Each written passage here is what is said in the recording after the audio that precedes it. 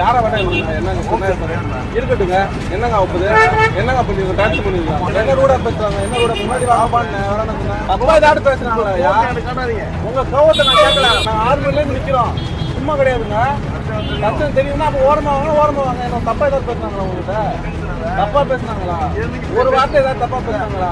அதை மட்டும் சொல்லுங்க. தப்பா பேசுறாங்க. யாரை வேணா என்னங்க இருக்கட்டுங்க. என்னங்க ஆகுது?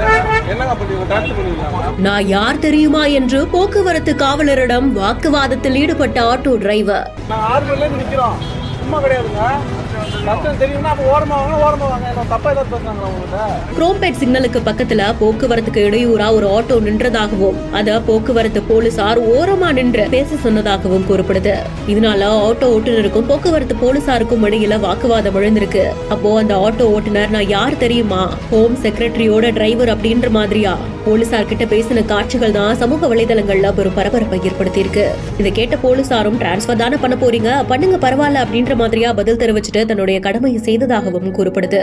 Let's go holidays. It's time to travel beyond the boundaries.